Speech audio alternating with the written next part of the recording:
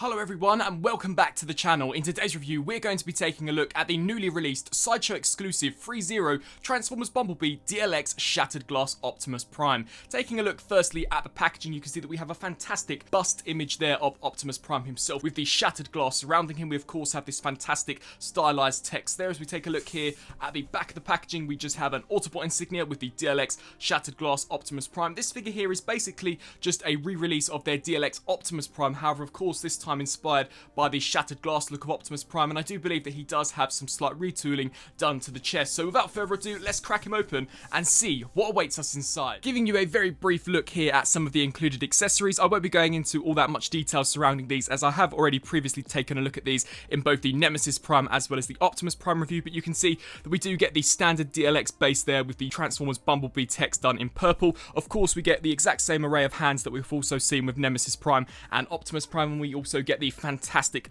ion blaster, which you can indeed remove the magazine or clip from the actual gun, and you can see that we do have a sculpted and painted in bullet there. So overall, really nice looking accessories. However, once again, much like I mentioned in my Nemesis Prime review, I would have loved to have seen them perhaps had included an axe for this particular rendition. And so turning to the main event himself, here we have the ThreeZero Shattered Glass Optimus Prime, and once again, similarly to their Nemesis Prime, another astonishing repaint and slight retool of their previously released DLX Optimus Prime. As this figure is just basically the Optimus Prime mold, I more or less knew what to expect straight out of the packaging. However, I've got to say that the amazing paint applications as well as this newly sculpted in shattered glass piece here truly does set this figure apart from both the Nemesis Prime and Optimus Prime mold. As we take a look here at the details, once again, I do not believe I'll ever be able to get over the amount of detail that ThreeZero did pack into this particular Optimus Prime mold. The sculpt work there to the faceplate as well as here for the top section, in my opinion, looks absolutely tremendous, and you can see that we've got this amazing metallic wash over the top of Optimus Prime's helmet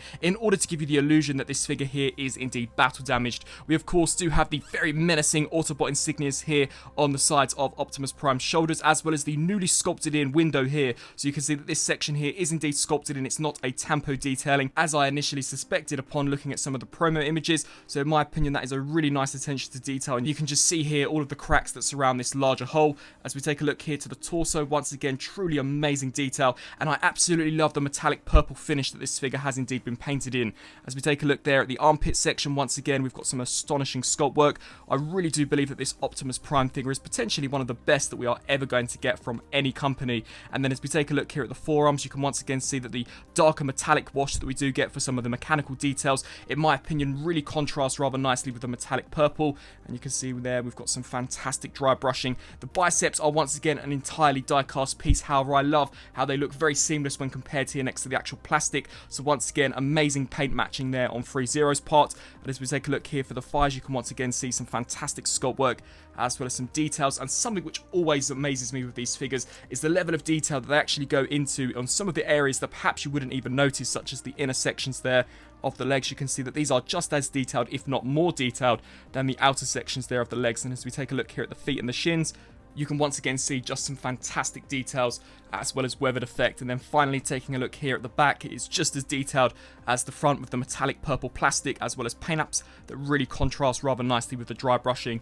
that we do get going on here for the mechanical details. I won't be going into all that much detail on this particular figure, as stated, I have already previously taken a look at this mold in both Nemesis Prime and Optimus Prime. However, I really just wanted to show you the differences in terms of the paint applications and of course compare it to some of the previous figures. This of course does have the LED function, where if you do push this section here on the crest, the eyes will light up this incredibly menacing red, and once again I really do believe that that helps to set this figure apart from some of the other collectible figures on the shelf, and it certainly does add a very menacing vibe to Shattered Glass Optimus Prime, and once again just gives you that extra sense of realism when displaying him on the shelf. Turning our attention to of course the articulation, the figure here does have a ball joint at the head which can look down and up. It can of course rotate left to right, and due to the actual neck section too also being on a ball joint, you can get a fantastic range of motion when utilizing both of the joints. The shoulder sections here are on various different hinge joints, so we do get a hinge joint here as well as a hinge joint here for the smokestack section, which once again allows for a greater range of motion when actually utilizing the main arm section.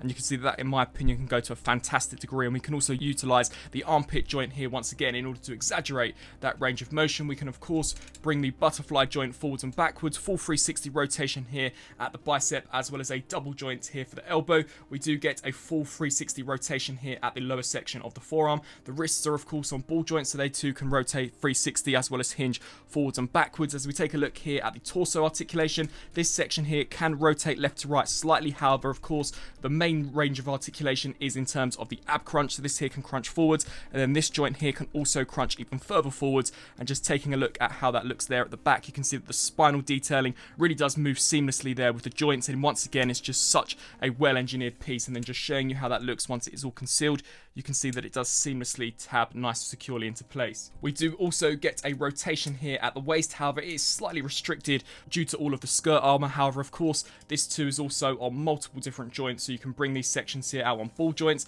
This section here can also come out as well as on a ball joint and a hinge joint, and then the actual side skirt pieces too are on hinge joints. And just to show you the range of motion that we do get here for the legs, you can see that we have a die cast drop down joint that when you pull it down will once again amplify the range of motion forwards, which in my opinion goes to a great degree. Of course, it can hinge all the way back. The figure can also do the splits. We do get a rotation here just where the thigh is situated. We also do get double joints here for the knees, which once again are reinforced by die cast material. And then turning our attention here to the feet, these here can pivot forward and backwards as well as left to right. We also do get a hinge joint here at the tip of the toe. So overall, in terms of articulation, similarly to both Optimus Prime and Nemesis Prime, in my personal opinion, I do believe that it is pretty much almost flawless. And so turning here to a ThreeZero DLX Optimus Prime size comparison, of course, we have our new shattered glass version compared next to that of the original Optimus Prime, and then of course the recently released Nemesis Prime. And out of all of these figures, I truly do believe that each of them are great in their own respect. For a personal preference,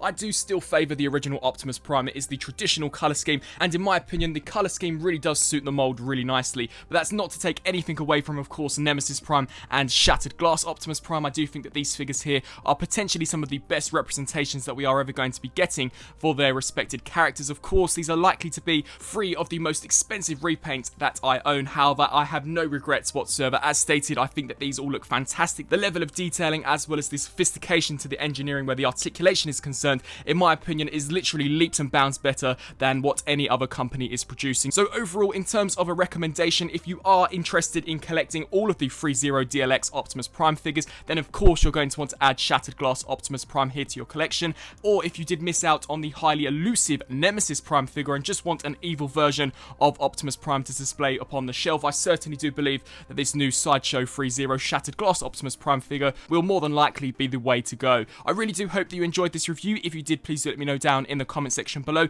and until my next review, I'll see you then. Thanks for watching.